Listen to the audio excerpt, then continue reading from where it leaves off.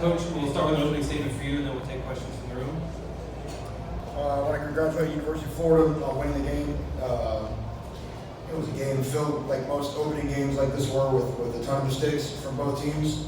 It ultimately came down to a couple of red zone possessions, and they were able to capitalize. We were not able to capitalize, and ultimately that was the difference in the ball game. There were a couple of major blunders on special teams, and then the short fields right there really ended up being telling in a very low-scoring game where everything mattered. I thought our guys played with a lot of courage. I thought they played with a lot of effort, but it doesn't matter because we lost the game. We did not come here to play with courage and effort. We came here to win the game, and it's not okay if the University of Miami ever to lose to the University of Florida. And everybody in that locker room feels the pain of that right now. Questions? We have microphones on either side of the room. If you could hold them up real quick, we're going to raise your hand so we can get a transcription. We'll start over here on the left. Coach, your team is so close, so far away.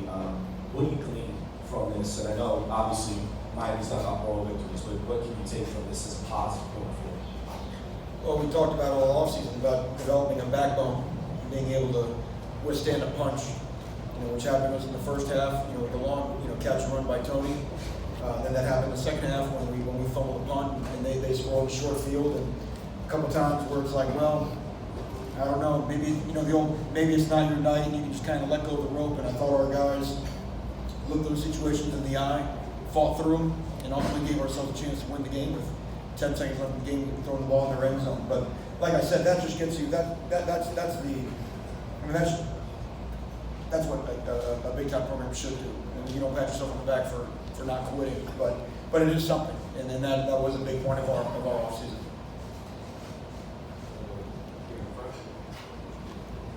Manny, Jaron Williams' first start, I gotta believe that you're pretty pleased with how he handled himself and hung in there.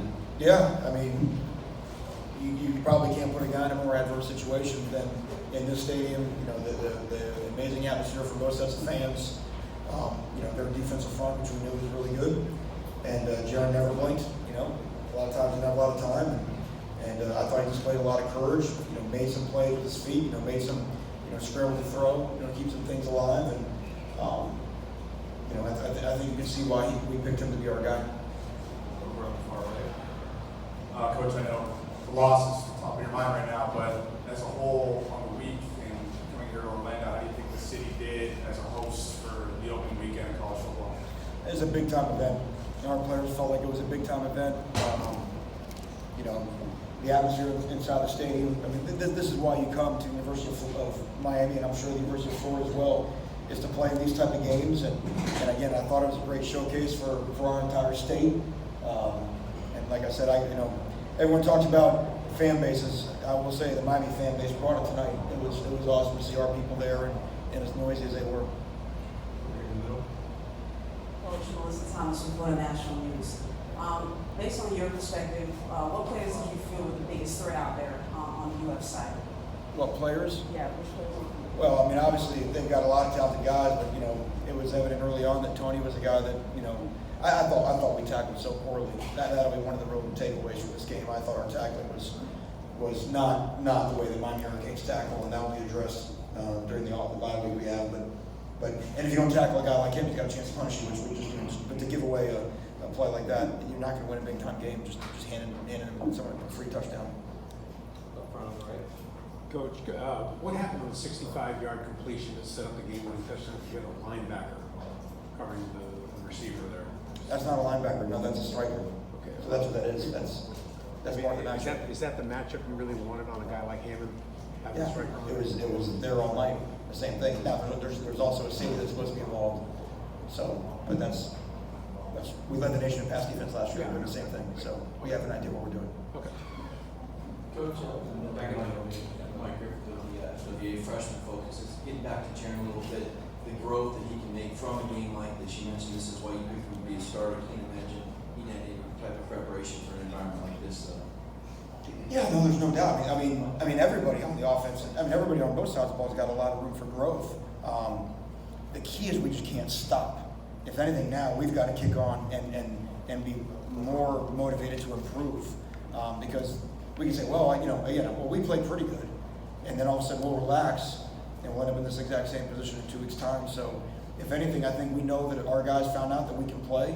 We can go toe-to-toe with a top 10 opponent.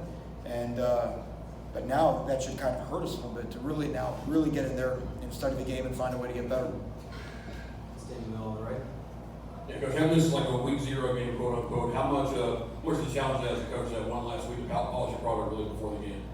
I'm sorry, I didn't understand. How much time does that give you, like having one last week, having this being like a week 0 game, quote unquote, having that one last week before you prepare? It affected your summer training a little bit, but it did it for both teams, so I don't know that there was an advantage one way or the other. The thing that we'll both have to manage going forward is you've got an extra week in your season.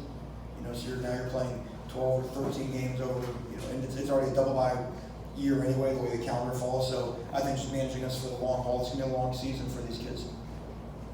We're going way back in the left. Manny, sir, way back to your left.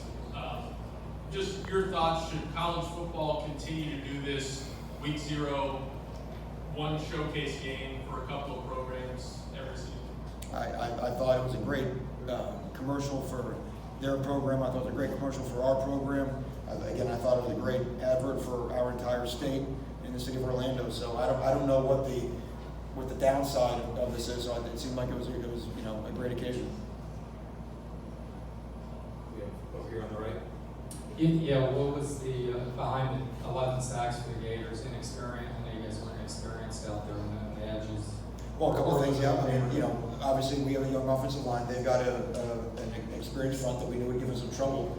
And then it got into a point where there was going to be a lot of throwing in the second half.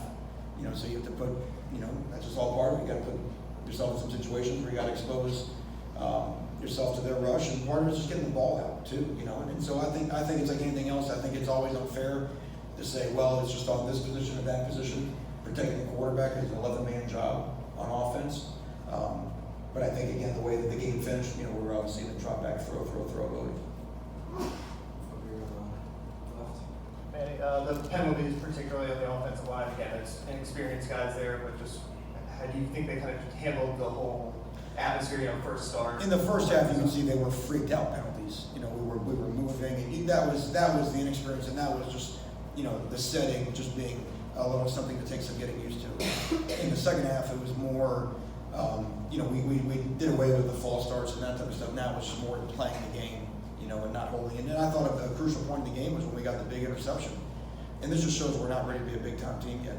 And we get a 15-yard penalty for taunting, and on the next play we get a 15-yard penalty for a chop block. We give away 30 yards on really what might have been the winning, to change possession play of the game. And that's just that means we don't have the maturity level to see a victory through. So that's a process that we have to learn, and we're obviously not there yet. We want to make sure I've been bouncing around the room. Do we have some questions for Scott? Forward. All right. We'll go over here on the right. You debuted a new turnover chain in this game, and also the forfeit rates for the offense. Can you just break down what was the idea behind which one? This year's installment of the turnover chain, and then also the offensive. Yeah, the turnover chain. You're always looking to sort of spice it up, and I thought the 305 thing came out really well, and the kids loved it when they saw it.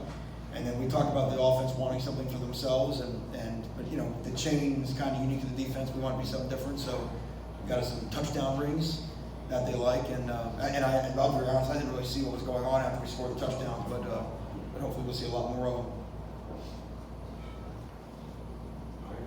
We'll do some additional Miami breakouts outside their locker room. If you head out this door and take a right, the opening right at the beginning of their locker room there, Jared Williams will be there, DJ Dallas and Shaq Corrigan will be part of the availability for Miami.